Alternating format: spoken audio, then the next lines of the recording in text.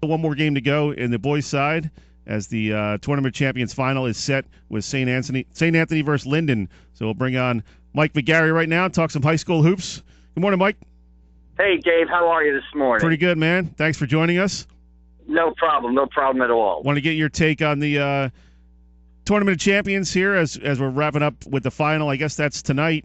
And St. Augustine had a great run, made it all the way to the semifinals before losing to Linden, which is really an outstanding team. That's the team that took down Atlantic City, and they beat St. Augustine 59-56 on Thursday night. Give me some of your thoughts on the St. Augustine season, 30-2, just an incredible season by the Hermits. Well, I mean, I think you hit it on the head right there. I mean, kind of a heartbreaking loss for the Hermits on Thursday night, losing to Linden. They kind of fell behind early. Linden came out, made 4 3-pointers in the first quarter. They built about a 7-point lead, and it just seemed like St. Augustine was playing uphill the whole game, and they cut it to 2 in the third quarter. I believe they cut it to 2, 3 times in the final 3 minutes. They had, a 3-pointer from the corner to take the lead.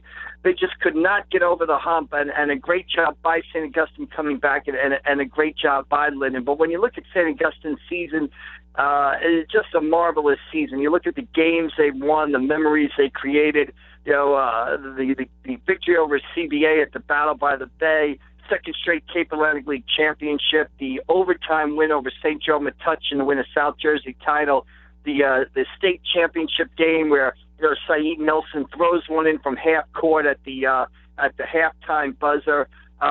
Fifth state title for Paul Rodeo, and Saeed Nelson winning that state non-public aid championship, kind of cementing his legacy as one of the best players in St. Augustine history.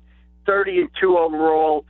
57 and 4 the last 2 seasons. Really a marvelous stretch of basketball by the St. Augustine Hermits. Now, you've been covering high school sports for a long time. How does this team stack up in terms of other St. Augustine teams, and also how does Saeed Nelson stand in terms of all-time best there at St. Augustine? He's got to be right up there, I would think, in the top 2 or 3. Well, the debate is on both those accounts. Is this the best St. Augustine team of all time? It's one of the best St. Augustine teams I've ever seen. I'll say this: it might be the best defensive St. Augustine team I've ever seen. This team is really able to trap and press and use their defense to create offense. So this team certainly ranks up there. And Saeed Nelson, obviously, right up there with one of the, with the greats of St. Augustine. You talk about players like, although I didn't see him play in the 80s, Dave Orlandini, obviously mentioned as a great player in St. Augustine history. Andrew Sullivan, Anthony Farmer, Saeed Nelson, Mike Kauser. I mean, St. Augustine has had so many great players throughout the years, but Saeed Nelson is right up there. And we have our boys basketball all-star team coming out online later today at PressofAC.com and in the Sunday paper tomorrow.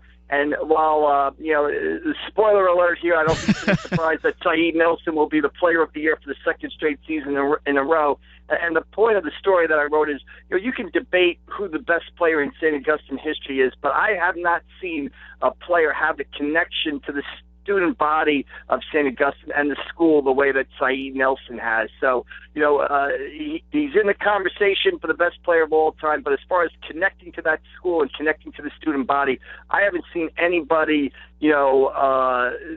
better than Saeed Nelson, having that connection with the student body. I remember them winning the state title and the student section literally, picking Saeed up and kind of crowd surfing up a few rows up the bleachers and stuff like that. Really just a great scene last Saturday night. So, I mean, that's all you need to know right there about, Nelson's connection to that school.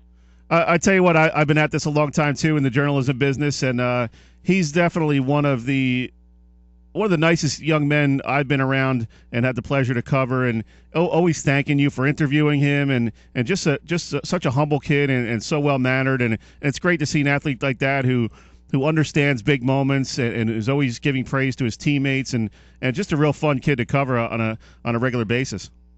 Yeah, and I think the way he played just sort of captivated people in gyms throughout South Jersey. And I think the fact, too, that we saw him come in as a freshman, and he was like this little guy, 5'5", and then we saw him grow to be, 6'1" or 6'2", whatever he is now. And, he's not 6'7", he's not 6'10", he doesn't throw down acrobatic dunks.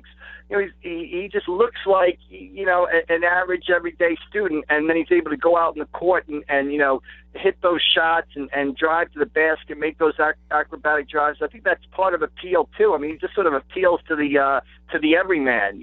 People look at him and say, hey, I could be like that too. So I think that's a large part of his appeal also.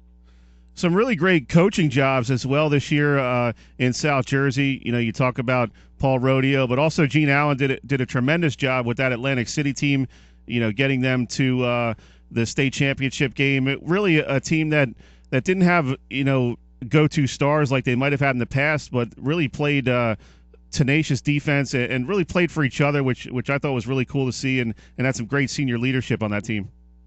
Yeah, Atlantic City, the first thing when you say Atlantic City, and of course they lost to Linden 54-45 in the Group 4 final up at Rutgers last Sunday. When you say Atlantic City to me, you say mental toughness. That's the first thing that comes to my mind about this Atlantic City team.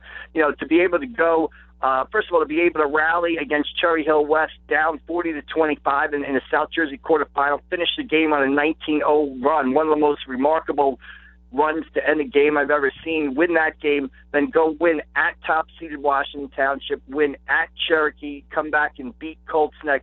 Really a tremendous job by Atlantic City. And they kind of see a bright future for Atlantic City, too. Sophomore Ray Bethea Jr. led them in scoring in the postseason, averaged about 13 points a game. Sophomores Nazim Derry and Nazir Morgan also played big roles in their postseason run. So, bright days ahead for Atlantic City. And when you talk about coaching jobs, obviously you have Gene Allen at Atlantic City, but I think you got to look at, Tom Farraco of Middle Township, took a Middle Township team to 19 wins in the Cape Atlantic League semifinals, and Kenny Johnson of Pleasantville took the Greyhounds to the Cape Atlantic League semifinals, and Kenny Johnson kind of revitalizing that Pleasantville program. So those are two more great coaching jobs there in the Cape Atlantic League this winter. Yeah, it was interesting. You and I were both at that press conference with Gene Allen after the loss to Linden up at Rutgers, and you really saw how much he cared about this team, and one of the probably going to go down as one of the more special teams in his career, and it's neat when you see a coach. I mean, he's such a tough love kind of guy, always getting after these guys, and that's kind of his style. But you could really see after that game, he truly enjoyed the last couple of years with all these seniors, and it was definitely an emotional time for him, even though he's not typically an emotional guy.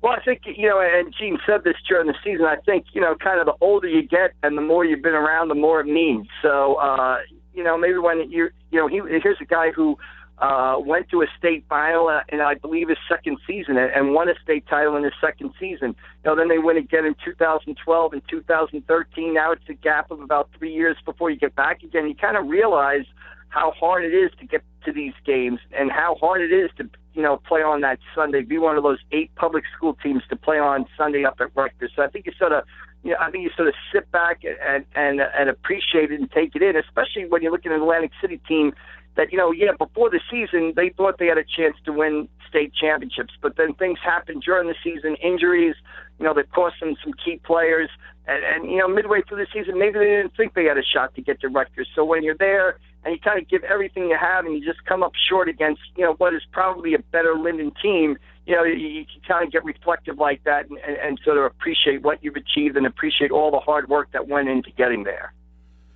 Real quick, Mike, some of your thoughts on just the season in general, some really cool storylines in the Cape Atlantic League. You had a guy like Steve Farabee from Absegami really making a name for himself as a big-time player. You had C.J. Barnes coming back from that really tough ACL injury to kind of gut it out for Holy Spirit, and just Wildwood Catholic playing so well, and like you said, Pleasantville really kind of jump-starting that program a little bit. What are some of your takeaways from the season? Well, I just think, I look at the state tournament and the Cape Atlantic League tournament, and it was just, one of the better 3 weeks of basketball that I've had a chance to cover. I mean, just every night there was so many great games. Mainland Region went on that 10-game winning streak, won a game in the state tournament, played that thrilling game up at Highland where they were down big and came back and ended up losing in overtime, but it was just a tremendous game.